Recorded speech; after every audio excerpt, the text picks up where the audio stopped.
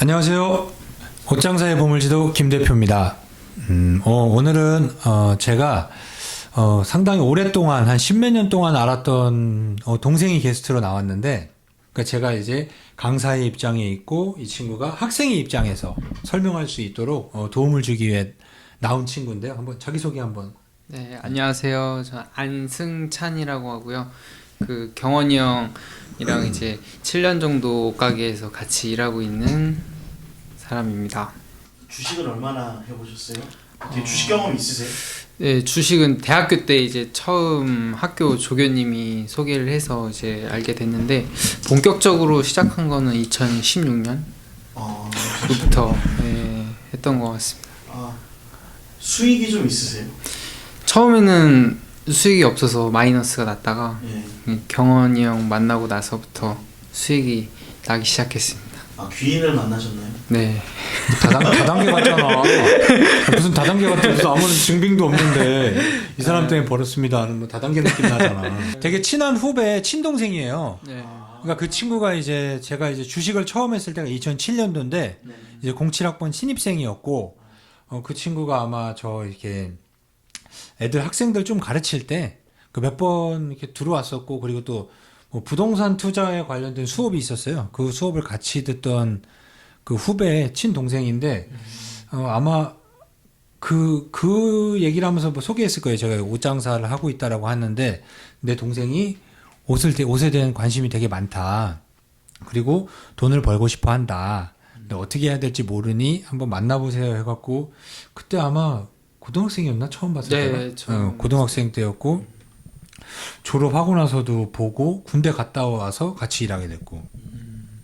자, 오늘은 그러니까 이번 주에 대한 얘기를 잠깐 해보자면, 지금이 이제 결산 기간이에요. 그러니까 모든 회사들은 뭐 분기, 반기 이렇게 연말 결산 이렇게 하는데, 이 연말 결산을 하면은 이제 거기에서 이제 어떤 종목들은 이제 상장 폐지를 당하는 경우들이 있거든요. 뭐 관리 종목에도 들어가고. 오늘도 이렇게 뉴스 딱 보면 상폐되면 어쩌나 상장사 37개사가 비적정 감사 의견.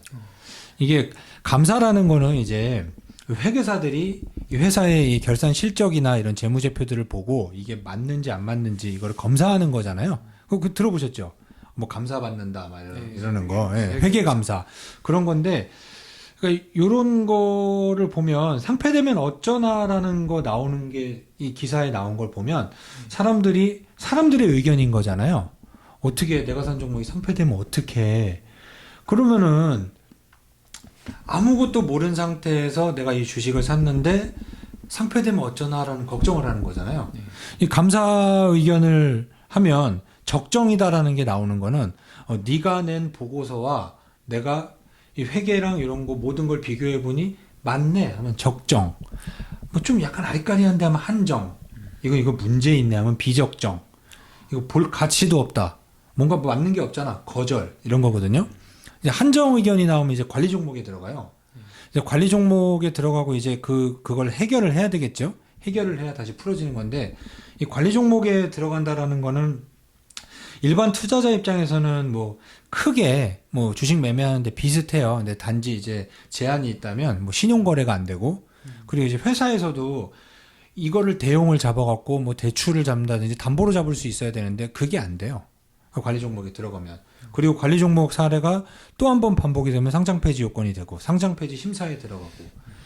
그러니까 이게 되게 안타까운 게 이 수많은 회사들 중에 매년 10단위, 그러니까 10개에서 20개 정도, 뭐 심하면 30개 정도 회사들이 상장 폐지를 당해요. 그럼 내가 든 주식이 적립매매 들어가면 10% 정도는 건지는데 마이너스 90%가 난다라는 거잖아요. 그럼 이게 과연 억울한 것이냐? 어떻게 생각해? 억울한 것 같아? 그냥 뭐 솔직하게 그냥. 솔직하게 억울하진 않은 것 같아요. 그러니까 이게 모르는 사람 입장에서는 억울할 수도 있는 거야. 왜냐면 나는 이 회사 믿고 샀는데, 근데 뭘 보고 믿었냐, 이게 가장 중요하잖아요. 이게 과연 이게 아무런 티가 안 났는데 회사가 상장 폐지를 당하고 감사 의견이 거절되고라고 했으면 억울할 수 있는데, 이게 다 조금만 확인하면 볼 수 있는 거다.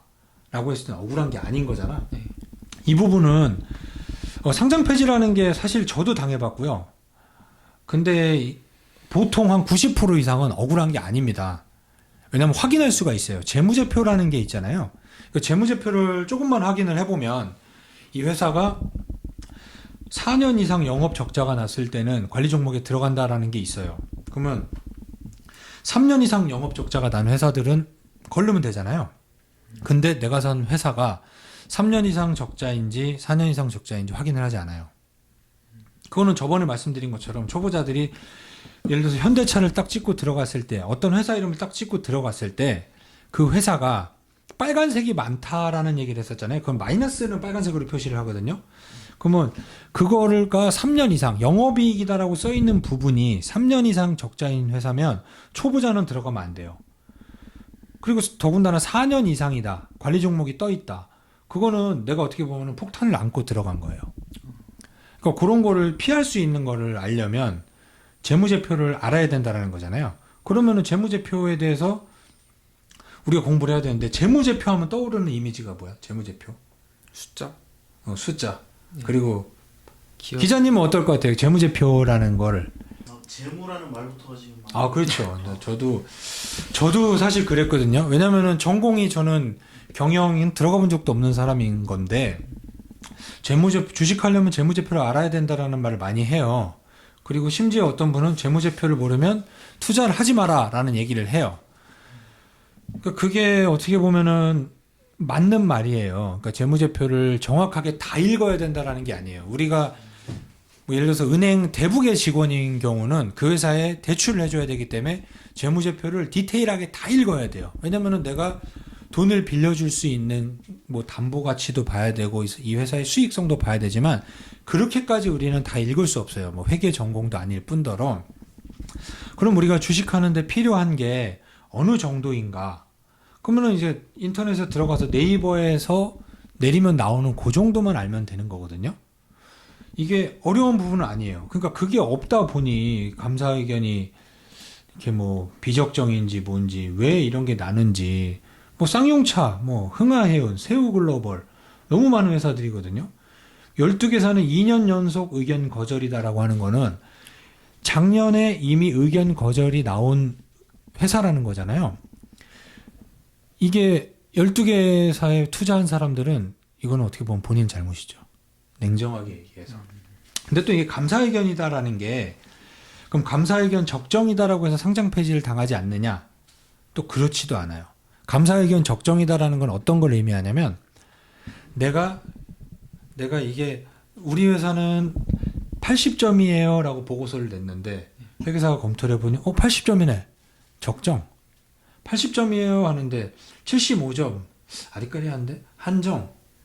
뭐 알고 봤더니 60점. 이거 뭐야? 부적정. 이런 건데 예를 들어서 내 회사가 50점이에요. 50점. 근데 보고서에 나 50점이에요. 사실. 근데 봤는데 얘 진짜 50점이네? 적정이에요.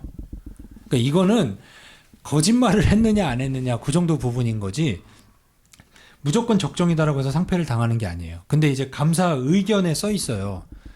이 회사가 적정이지만 이 계속 사업을 할 수 있는지에 대한 걸 확인할 필요가 있다라는 의견이 써 있거든요.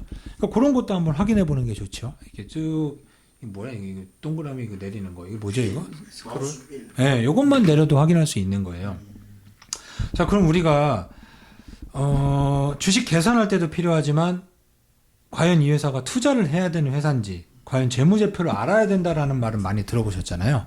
그럼 재무제표가 뭔지를 일단 익숙해져야 되잖아요. 제가 저번에 처음 강의 때도 얘기했지만 이 주식이다라는 게 경제와 친해지는 과정이 되게 중요해요. 그래서 뉴스를 봐라라는 얘기를 했던 거고 책을 보라라는 얘기를 했었던 거고 그리고 내가 기억이 영원하지 않기 때문에 핸드폰에 뭐 저장을 하던 노트에 저장을 하던 이렇게 하라라는 얘기를 했었던 거거든요. 그래야지 조금씩 경제 용어에 대해서 익숙해지고 우리가 들어오기가 쉽잖아요. 그 차트에 대해서 모든 거를 알 필요는 없지만 그거를 보고 당황하지 않으려면은 우리가 봉이 어떻게 생겼는가, 이동평균선이 뭔가 이런 거에 대해서는 알아야 된다고 해서 제가 봉을 보는 법에 대해서 말씀을 드렸고요. 그러면은 이 재무제표라는 것도 어렵다라고 하는데 이거를 어떻게 생각하면 되냐면 우리가 사람들이 우리나라 사람들이 좀 많이 얘기하는 분야가 뭐지 최근에 뭐 정치? 정치. 그 뭐 연예인 얘기 막 이런 거 많이 하지. 네. 근데 거기서 보면 그런 말을 많이 해. 예를 들어서 A라는 정치인이 있는데 얘가 은닉 자산이 얼마다. 얘가 차명으로 페이퍼 컴퍼니를 만들어 놨다. 아니면 부인 이름으로 돌려갖고 부동산을 몇 개를 돌리고 있다. 그리고 얘 명의가 아닌 뭐로 무슨 문제가 있다. 그리고 자산을 어디에 막 은닉을 해놨다. 뭐 이런 단어들은 너무나 정확하게 이해를 해. 너도 주변에 돌아다니면은 많이 듣지. 네. 사람들이 과연 그게 삶에 큰 의미가 있나? 의미가 있나? 의미 없는 것. 기자님 그게 의미가 있는 건가요? 화낼 때 좋죠. 네, 그렇죠. 화낼 때 좋죠. 그러니까 스트레스 좀 풀고. 그 좀 어떻게 보면은 좀 술안주거리로 되게 좋고. 자, 과연 우리가 그거를 안다라고 해서 뭐 알아도 상관없지만 그게 바로 그 정치인의 재무제표를 본 거예요. 얘가 자산이 얼마였는데 알고 봤더니 얼마가 뻥튀기 돼 있고 돈이 얼마라고 했는데 알고 봤더니 현금은 더 있고 뭐하고 이런 거. 이거를 기업에 그대로 적용하시면 돼요. 내가 내 삶에 아무 도움이 안 되는 그 정치인의 이 자산과 뭐 세컨드 아니면 뭐 회사의 뭐 지분 뭐 어디 최근에 뭐 재산 공개 많이 하잖아요. 그러면 거기서 보면은 비상장 회사에 투자를 해갖고 뭐 자산이 얼마였다, 뭐 몇 배가 불었다 이런 얘기 들어봤지. 네. 이게 기업으로 치면은 재무제표인 거야. 내 삶에 도움이 안 되는 정치인에 대한 건 너무 많이 알고 있는데 내가 힘들게 번 돈, 그 회사에 뒷얘기에는 관심이 없냐고. 그걸 알아야 되는 거예요. 내가 내 돈 주고 투자한 회사에 확인을 하는 과정이 이 재무제표를 보는 거예요. 그러니까 기술적인 분석을 너도 이렇게 주식을 하면 친구들 보면 네. 뭐 차트 많이 물어보지. 그렇죠. 이게 상승하는 차트냐, 하락하는 차트냐, 이 사야 되냐 말아야 되냐. 그죠. 이 제일 얘기하는 많이 거지. 물어보죠. 그거는 예를 들어서 사람을 봤을 때 얘가 옷을 잘 입고 왔냐, 제 헤어스타일이 어떠냐, 잘 생겼냐, 이런 부분인 거예요. 자, 근데 그게 무의미한 건 아니지만 과연 그 사람하고 내가 가족이 된다고 생각을 해봐. 이 사람이 외모는 화려하고 옷도 잘 입는데 알고 봤더니 뼈가 약해, 혈액순환이 안 돼, 뭐 튼튼해 보였는데 골다공증이 있어. 그리고 야, 이거 알고 봤더니 지병이 있네. 뭐 이런 거를 확인할 수 있는 게 재무제표인 거야. 자, 그럼 재무제표에는 뭐가 있느냐? 재무제표에는 이렇게 있어요. 여기에 있는데 우리가 주식에 들어와서 네이버를 내리면 제일 먼저 보이는 부분이 어떤 거냐라고 했을 때는 요거예요. 요거. 요 손익계산서를 통해서 기초적으로 이렇게 영어로 된 그 주식 용어. 야, 이게 뭐가 얼마라고 할 때 제일 많이 쓰는 게 뭐지? PER. PER. 뭐 PER, 뭐 PBR, ROE 뭐 이런 거를 계산할 때 제일 먼저 기초로 하는 게 PER이에요. 주가 이익 비율이라고 그래갖고 이 회사가 주당 얼만큼 이익을 냈느냐라는 걸 보는 건데, 그럼 그 이익을 보려면 그 이익이 어떻게 났는지에 대해 써 있을 거 아니에요? 그게 손익계산서예요. 이게 사람으로 치면 이 재무상태표 같은 경우는 이 사람의 체격을 보는 거예요. 뭐 선수로 치면은 이게 뭐 팔 리치가 얼만큼 되고 뭐 근육량이 얼마 되고 뭐 이런 체격, 키가 몇이고 이런 걸 보는 거고, 손익계산서는 과연 얘가 체력이 있는가, 경기를 해서 이길 뭐가 있는가, 체력을 보는 거고, 이 현금오름표는 얘가 다 좋은데 픽 쓰러지네. 그러니까 이게 혈액순환이 되는가, 그런 걸 보는 거라고 보면 돼요. 그러면은 가장 쉽게 들어가서 우리가 보고 제일 많이 얘기하는 PER에 대해서 오늘 알아볼 건데, 그럼 PER을 알아보려면은 이 손익계산서를 먼저 알아야 돼요. 그럼 손익계산서에 대해서 오늘 알아볼 거예요. 재밌을 것 같지? 아니요. 재미없지만 여러분 이거 친해지셔야 돼요. 이게 친해져야죠. 어렵지만 어렵지 않아요. 그러니까 이 손익계산서에 대해서 한번 볼까요? 손익계산서 이게 체력이다라는 거에 대해서 그리고 그 일정 기간 동안 얼마만큼의 이익을 냈는가 경영 성과를 보는 거예요. 경영 성과. 일정 기간이다라고 하면은 이 모든 회사들은 분기 결산, 반기, 연말 결산이다라고 해요. 그럼 분기는 4분의 1. 그러니까 3월, 6월, 9월, 12월 이렇게 하는 건데 45일 이내에 그걸 발표를 해야 되는 거고 분기는 말 그대로 그냥 반기 나눈 거지. 네. 그런데 이제 연말 결산은 1년에 한 번 하는 거잖아. 네. 그러면 이제 45일이 아니라 90일 동안 시간을 줘. 뭐 사업 계획서, 뭐 감사 보고서 이런 거 다 작성을 하고 그러면은 90일까지니까 3월 31일까지 모든 걸 제출해야 되지. 얼마 안 남은 거지. 네. 그러니까 지금이 이제 어떻게 보면은 실적 시즌이면서 상폐 시즌인 거야. 얼마나 많은 회사들이 상장 폐지를 당하는지. 자, 그럼 손익계산서 일정 기간이다라고 그랬지. 네. 그러면은 손익. 자, 이 손익에 대해서 알려면 회사에서 자, 수익 그리고 비용, 이익 이걸 알아야 돼. 수익은 그냥 다 발생된 내 번 돈, 비용은 쓴 돈, 네. 이익은 이익 난 거. 남은 거. 남은 거. 네, 이게 벌고 쓰고 남은 거예요. 그러니까 이익. 그러니까 요거랑 요건 달라요. 얘는 그냥 다 번 거, 얘는 남은 거. 뭐 예를 들면은 뭐 자산으로 치면은 자산은 있는데 부채를 합친 게 자산인 거잖아. 그러니까 빼는 거와 같이 다 똑같아. 이것도 보면은 얘는 플러스인 부분, 얘는 마이너스인 부분, 얘는 는 이렇게 생각하면 되는 거야. 자, 그러면 손익계산서에서 제일 윗부분에 나와 있는 게 뭐냐? 매출액이다라는 게 나오지. 매출액. 매출액은 뭘까요? 다 들어온 거. 그렇죠. 그냥 매출. 우리 옷장사로 치면 그냥 한 달 매출. 자, 그럼 여기에서 자, 매출 원가를 빼면 여기서 매출 총 이익이다라는 게 나오지. 자, 모든 매출액이다라고 하면 매출 원가에는 어떤 게 들어가냐면 제조회사는 제품이다라는 걸 만들죠. 예. 제조를 했으니까 제품인 거고 팔기 위해서 갖고 온 건 뭐죠? 그럼 원가. 상품.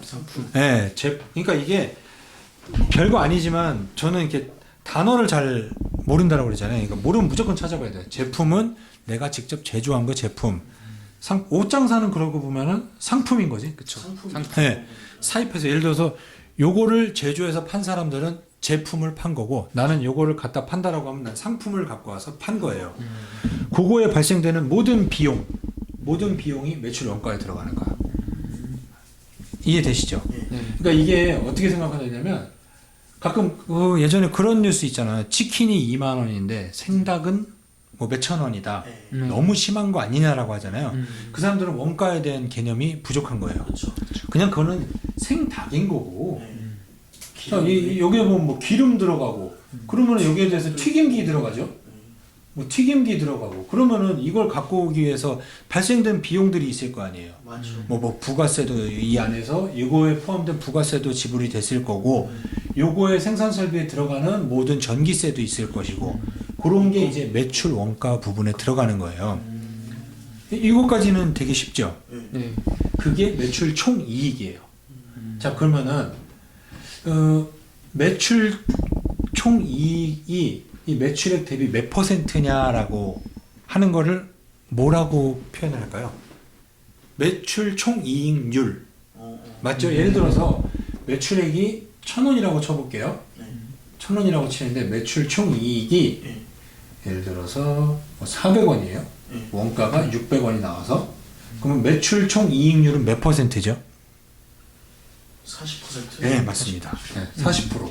그냥 1000 곱하기 400 곱하기 100인 거잖아요. 네. 여기 딱 하면은 40%. 이 매출 총 이익률에 대해서 얘기를 많이 하는 사람이 워렌 버핏이에요. 그러니까 코카콜라 같은 경우는 매출 총 이익률 원가나 이런 부분이 차지하는 게 없잖아요. 별로 없잖아요. 70%가 넘어요. 그러니까 워렌 버핏이 얘기하는 매출 총 이익률에 좋은 회사다라는 표현을 하려면 매출 총 이익이 40%가 넘은 회사는 좋은 회사다라고 해요. 근데 그거는 이제 극히 일반적인 그냥 워렌 버핏의 의견이고 그렇게 되는 회사들이 많지는 않아요. 자, 그러면은 매출 총 이익에서 우리가 제품을 사왔잖아요. 네. 그리고 제품을 만들고 상품을 사왔다라고 하면은 여기서 판매를 해야 되잖아요. 네. 그러면 판매 및 관리비라는 게 들어가죠. 네. 네. 이걸 딱 뺀 이게 우리가 말하는 영업이익이에요. 아시겠죠? 그럼 우리가 갖고 왔으니 네. 이걸 판다라고 하면 이걸 팔기 위해서 판매와 관리비가 들어갈 거 아니에요. 영업사원에 대해서 월급이 나가고 그리고 요거 판매를 하기 위한 뭐 회계 뭐 직원이 있다든지 뭔 직원들 뭐 이렇게 물류 창고 직원들 비용들이 여기 다 들어가고 그리고 판매와 관리비를 한다라고 하면은 요 관리에 들어가는 예를 들어서 소모품 비용 같은 거 있을 거 아니에요. 네. 그리고 판매를 하기 위해서 뭐 접대비가 들어갈 것이고 그런 게 다 들어간 거. 그리고 또 이 안에 들어가는 게 또 뭐가 있나? 뭐 소모품비, 뭐 통신비, 그리고 뭐 배달을 한다라고 하면은 뭐 유류비, 그리고 자동차세도 이 안에 들어갈 때고 차량 유지비, 뭐 이런 것들이 다 여기에 들어가는 거예요. 요거랑 요거는 조금 다른 거 아시겠죠?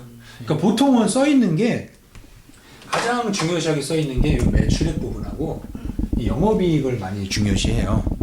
그러니까 영업이익이 중요하다, 영업이익률이 중요하다라고 얘기를 해요. 그러면 판매와 관리비를 뺀, 아까 다 설명해 드렸죠? 판매와 관리비 안에 들어가는 거, 그걸 뺀 게 영업이익이면, 이 영업이익률이다라고 하면, 여기에서 뭐 이게 200원이 있다고 쳐요. 그러면은 1000원에서 이거 빼면 얼마죠? 200 200원 되는 거죠? 200원. 그렇죠? 여기서 600 빼서 400, 200 빼면 200. 그럼 영업이익률은 몇 프로죠? 영업이익률? 20%. 예, 20%. 그런 걸 영업이익률이라고 하는 거예요. 그러니까 여기까지는 좀 이해하셨죠? 네. 그러니까 요거는 완전 기초적인 거예요. 나중에 여기에서 조금 응용을 한다라고 하면 네. 똑같은 회사인데 왜 PER이 좀 다르고 가격 지표를 다르게 하느냐라고 했을 때 이게 상당히 중요하게 오는 거예요. 매출은 똑같은데 네. 당기순이익에서 그 매출은 똑같은데 영업이익률이라는 거. 영업이익률이 높다라는 거는 마진이 많다라는 거죠. 그렇다라는 거는 부가가치가 높다. 예. 그렇게 해석하면 돼요. 그러니까 쉽게 얘기해서 영업이익률이 높으면 돈 많이 버는 거죠. 그렇죠. 그러니까 이런 걸 딱 봤을 때 또 하나 또 들어가자라고 하면 여기 판매 및 관리비에 뭐 직원 월급이나 이런 거 들어갈 거 아니에요. 예. 네. 여기에도 들어가고 이 매출 원가에서는 또 감가상각비라는 게 있어요. 아, 점점 시간이 지나면은 떨어지는 그렇죠, 그렇죠. 가치가 뭐, 떨어지는 예, 뭐 기계나 뭐 건물이나 이런 거는 네. 내가 예를 들어서 100만 원을 주고 사왔더라도 네. 회계상으로 맨날 감가를 하잖아요. 이게 떨어지잖아요. 자동차 그러듯이. 그럼 여기에서도 이제 감가상각비를 제할 거 아니에요. 제해요. 회계상으로. 그게 현금이 빠져나가는 건 아니에요. 회계상으로. 그러면 가치가 떨어진다는 얘기. 예, 가치를 떨어뜨리는 거죠. 그러면 여기에서 튀김기라는 게 있죠, 우리가. 튀김기라는 게 있고, 그러면 치킨집이다라고 했으면은 여기에는 뭐 건물이 있을 거 아니에요. 팔아야 되니까. 네. 그러면은 튀김기에 대한 감가상각은 예. 매출 원가에서 빼는 거고, 예. 그리고 건물에 대한 감가상각은 여기에서 빼는 거예요. 똑같은 감가상각이어도. 그러니까 이거를 그냥 매출액하고 판매 및 관리비하고 영업이익이다라고 쓰지만 우리가 요거까지 한번 안다라고 하면 이렇게 분리가 돼요. 그러니까 요런 제조와 생산에 들어가는 그 설비와 그런 거에 대한 거는 감가상각은 매출 원가에서 그리고 내가 판매와 관리에 들어가는 뭐 창고 건물이라든지 매장 건물 이런 거에 대한 감가상각은 여기서 하는 거예요. 그러니까 이제 아셨죠? 네. 요거를 왜 말씀드리냐면 나중에 현금 흐름표를 할 때 얘네는 현금이 나갔나요? 현금은 나가지 않았죠. 그냥 그렇죠. 감가상각만 된 감가상각. 거죠. 예. 그렇기 때문에 이거 표시하고 나중에 그걸 설명하는 거예요. 감가상각은 이런 것이다. 그럼 영업이익은 이렇게 뺐을 때 아셨죠? 그러니까 1,000원에서 600원을 빼면 400원, 400원에서 200원을 빼니 200원. 그리고 1,000원에서 400원에 했으니 매출 총 이익률은 40%. 영업이익률은 매출액에서 1,000원에서 200원이니 20%. 이렇게 생각하시면 돼요. 자, 그러면은 영업이익까지 아셨어요? 네.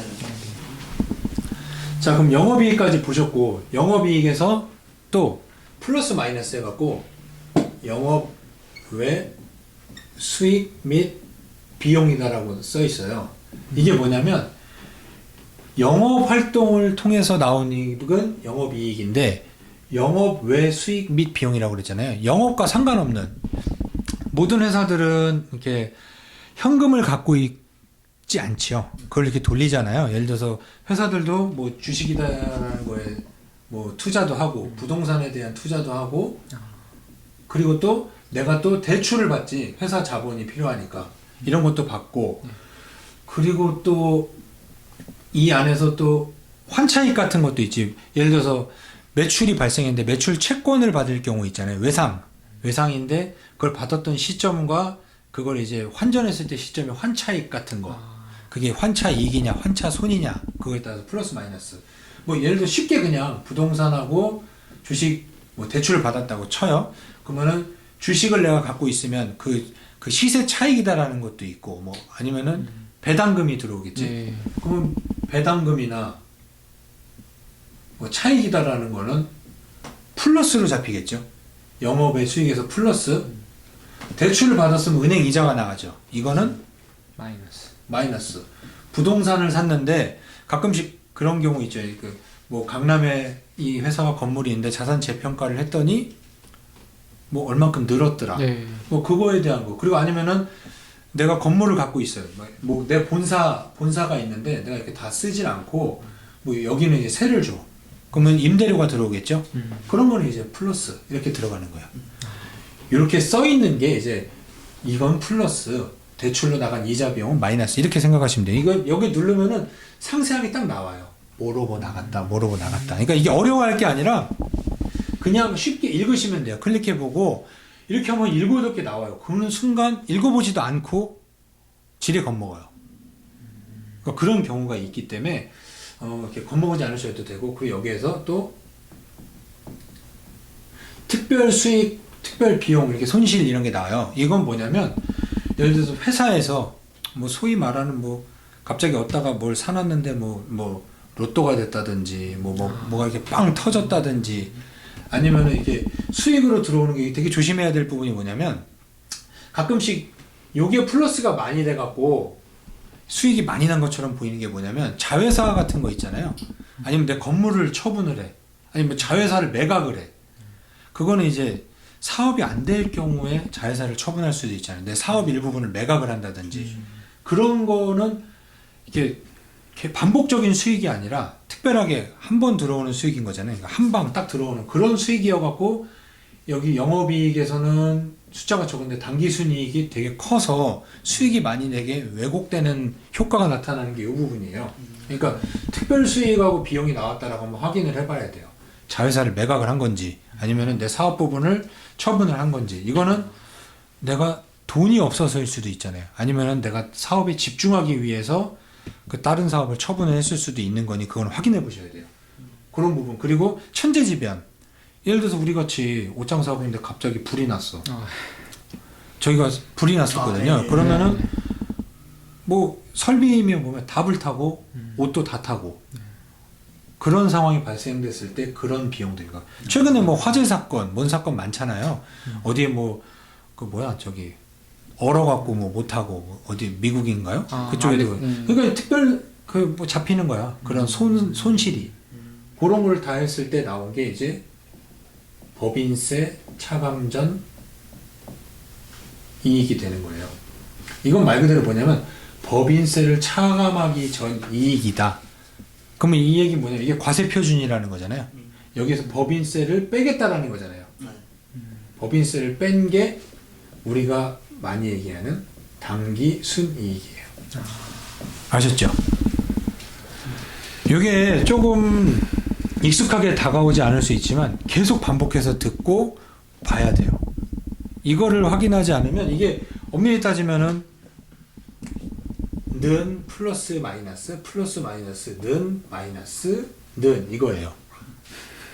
그러니까 말은 쉬운데 이거는 좀 익숙해져야 돼요. 계속 좀 보시고 앞으로도 제가 회사 설명할 때 이것도 많이 계속해서 반복해 드릴 거예요.